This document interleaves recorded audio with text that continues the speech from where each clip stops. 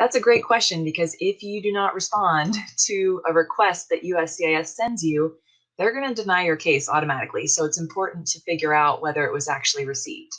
A couple of tips definitely that are super important to keep in mind. First of all, when you respond to the government, you always want to keep keep a copy of what you send, obviously, yourself, in case it gets lost.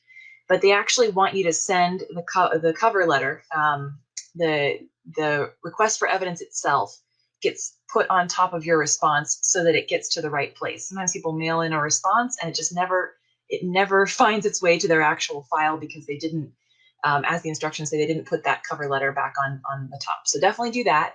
Definitely send it like priority mail or FedEx or something so that you have not only a copy of what you sent, but you have a receipt showing it arrived at the government office.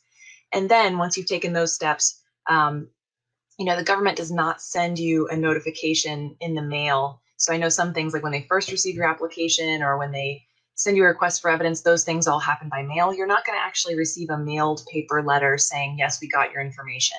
But what you can do is using the receipt number for your application, you can go to uscis.gov and track my case and put that in there. And they should, eventually, it's not always overnight, right? They don't get it one day and then update it the next day necessarily.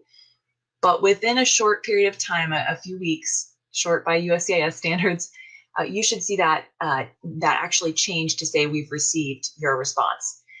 So if you don't see that happen, that's the point where you would want to start, calling the USCIS hotline. Sometimes it's really hard to get information and can take a very long time on hold there, but you'd want to make sure that they received it.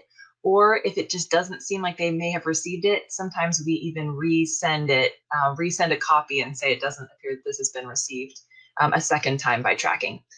So at least at the very worst case scenario, you'd be able to appeal it if they denied it, saying they didn't receive your response. So that's how you confirm it and make sure that your answer gets in there, for sure. Super important.